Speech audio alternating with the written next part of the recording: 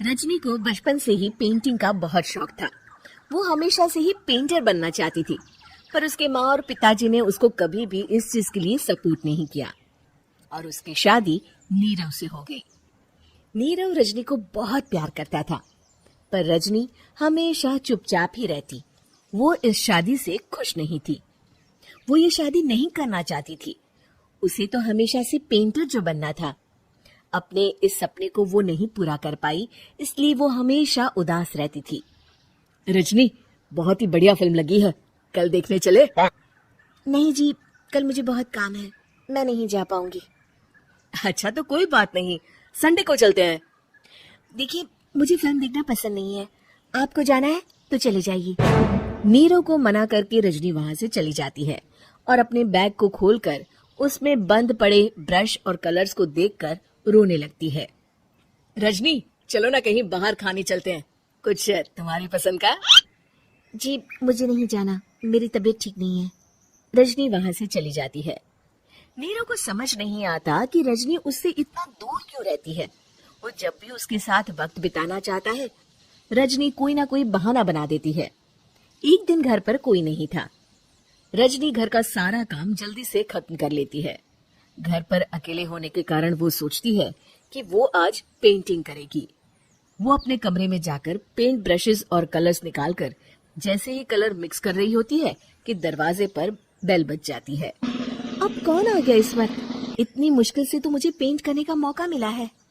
रजनी दरवाजा खोलती है तो उसकी सास अपनी सहेलियों के साथ खड़ी होती है और सब घर के अंदर आ जाते हैं।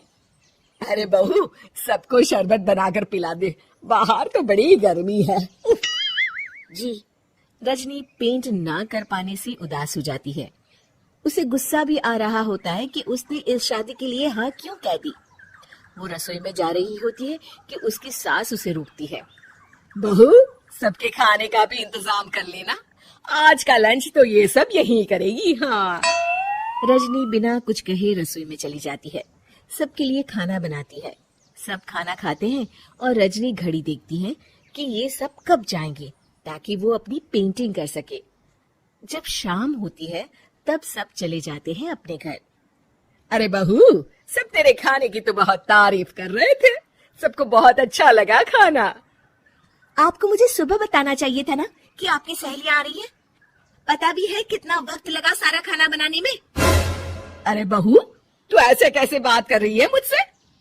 तो और कैसे बात करूं? मैं इस घर की कोई नौकरानी नहीं हूं कि इतना काम करूंगी। रजनी अपने कमरे में जाकर दरवाजा बंद कर लेती है। शाम को जब नीरव आता है तो उसकी माँ उसे पूरी घटना के बारे में बताती है। क्या? रजनी ने आपसे इस तरह बात की माँ? हाँ, और पता नहीं उसे क्या हो गया है, शाम से बाहर भी नहीं आई है। मैंने तो कई बार आवाज दी, खाना भी नहीं खाया उसने। तू ही बात करके देख ले बेटा। नीरव अपने कमरे का दरवाजा खटखटाता है। रजनी, दरवाजा खोलो, मैं हूं। रजनी दरवाजा खोलती है और फिर वापस जाकर अपने बिस्तर पर लेट जाती है। रजनी, माँ से बात करने का ये क्या तरीका है?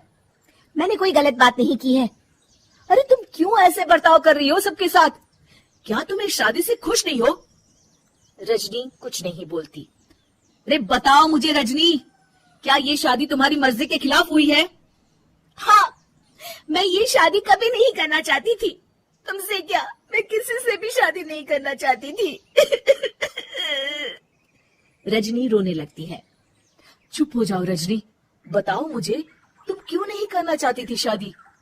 रजनी बेड के नीचे से अपनी पेंटिंग्स, कलर्स, ब्रश, पेपर्स निकालती है।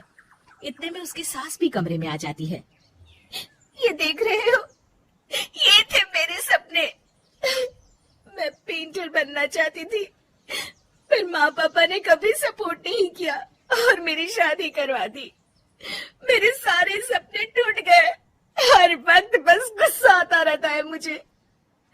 मैं जानती हूँ कि आप लोगों की इसमें कोई गलती नहीं है, पर मैं क्या करूँ, मुझे समझ में नहीं आता।